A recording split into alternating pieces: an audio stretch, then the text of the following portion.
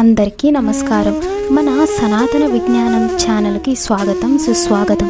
శ్రావణ మాసం తర్వాత మహిళలు చేసే అనేక వ్రతాలను స్వంతం చేసుకున్న విశిష్టమైన మాసం జ్యేష్ఠ మాసం.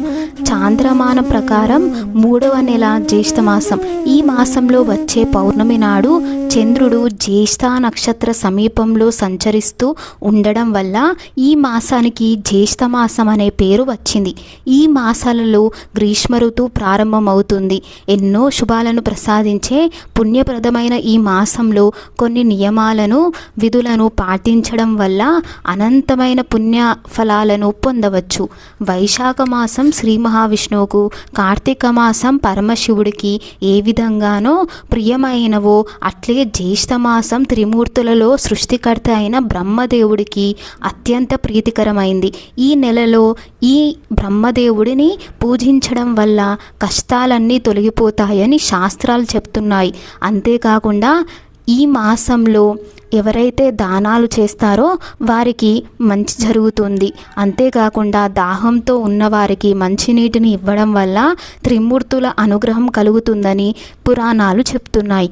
జ్యేష్ఠ మాసంలో శుక్లపక్ష పాడ్యమి మొదలుకొని దశమి వరకు, అంటే మొదటి 10 రోజులు కొన్ని నియమాలను పాటించడం వల్ల దశ పాపాలు నాశనం అవుతాయని ఈ 10 రోజులు బ్రహ్మ ముహూర్తంలో నిద్రలేచి కాలకృత్యాలను తీర్చుకొని గంగా నదిలో స్నానం ఆచరించి గంగా నదిని పూజించవలను. అలా వీలు కాని వారు ఇంటి యందే గంగా నదిని స్మరిస్తూ స్నానం ఆచరించవలను. జ్యేష్ఠ మాసంలో విష్ణు సహస్రనామ పారాయణం అనంత ఫలితాన్ని ఇస్తుంది.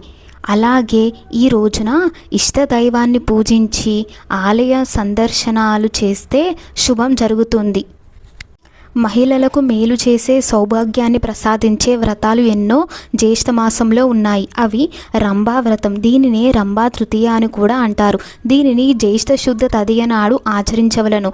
ఈ వ్రతం పెళ్లి కాని వారు, అంటే కన్నెపిల్లలు ఆచరించడం వల్ల మంచి భర్త లభిస్తాడని పురాణాలు చెప్తున్నాయి.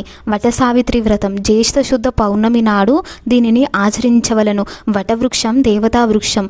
తెల్లవారుజాముననే నిద్రలేచి కాలకృత్యాలు తీర్చుకొని పూజా ద్రవ్యాలు తీసుకొని వటవృక్షం దగ్గరకు వెళ్ళి పూజ చేసిన తర్వాత 108 ప్రదక్షిణాలు చేయవలను. జ్యేష్ఠ శుద్ధ దశమి. దీనిని దశపాపహర దశమి అని కూడా అంటారు. దశమి నాడు చేస్తారు. పాపాలు పోగొట్టే దశమి కనుక దీనికి దశపాపహరి దశమి అని పేరు వచ్చింది. జ్యేష్ఠ శుద్ధ పౌర్ణమి. దీనిని ఏరువాక పౌర్ణమి అని కూడా అంటారు. ఈ దినం రైతులు నాగలి వంటి వ్యవసాయ పనిముట్లు, ఎద్దులు భూమిని పూజించి భూమిని దున్నడం ప్రారంభిస్తారు. దీనికే ఏరువాక అని పేరు. ఈ దినం భూదేవిని పూజించడం మంచిది. జ్యేష్ఠ శుక్ల ఏకాదశి, జ్యేష్ఠ బహుళ ఏకాదశి. ఈ ఏకాదశి వ్రతాన్ని ఆచరించి పెసరపప్పు, పాయసం, పానకం, నెయ్యి, గొడుగు దానం చేయాలని శాస్త్రాలు చెప్తున్నాయి. ఈ వ్రతాన్ని ఆచరిస్తే 12 ఏకాదశులు ఆచరించిన ఫలితం దక్కుతుంది. జ్యేష్ఠ పౌర్ణమిను మహాజ్యేష్ఠి అంటారు.